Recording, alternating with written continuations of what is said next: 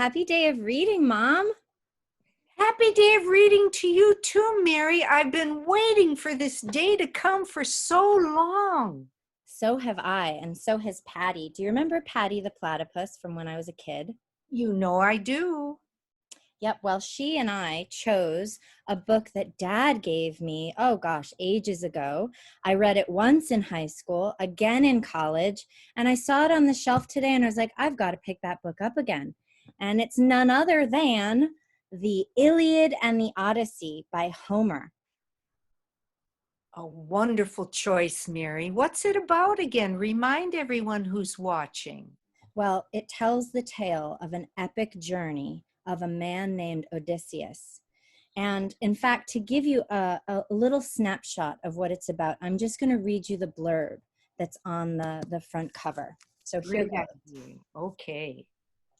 The Odyssey follows the voyage home of the Greek hero Odysseus after the fall of Troy. Over the course of his 10-year journey, Odysseus triumphs over numerous perils that make his adventures some of the most heroic in Western literature.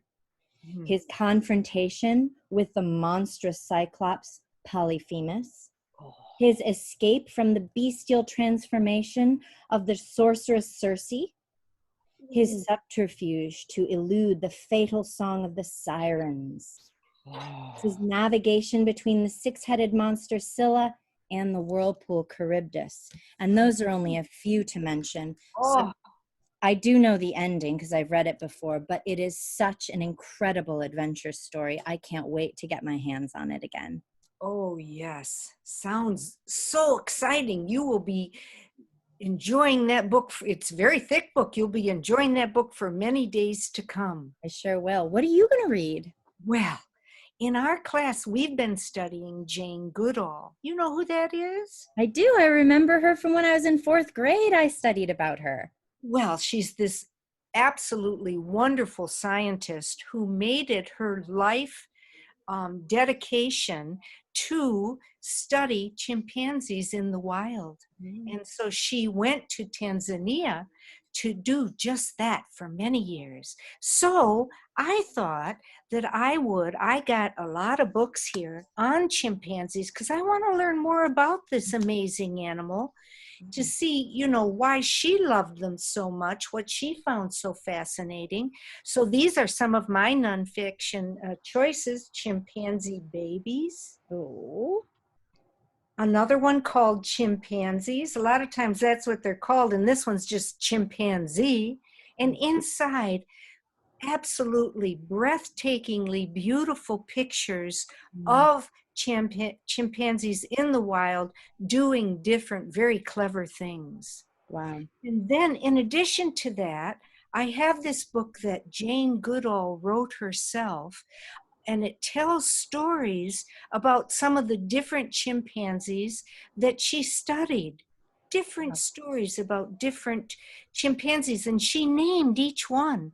So I wanted to read you just a little bit about what she wrote about David Graybeard, who many of my students have learned about. He was the first chimpanzee that really was brave enough to go close to her. So this is what it says. Okay. David Graybeard was gentle and calm. I shall never forget the first time he dared to take a banana from my hand. A fully grown wild chimpanzee who had grown up fearing humans trusted me to accept food from my hand. I knew I must never let that trust be betrayed.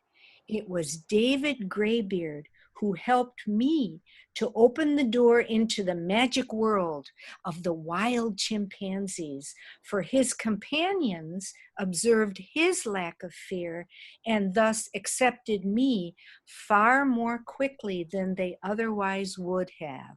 Wow. How exciting. Really look forward to this book in particular. So that's what's going to keep me busy. I bet, Ma. And you know what? Let's not waste any more time. Let's start reading. Let's start reading. All right. See you later. You bet. Bye-bye. Bye.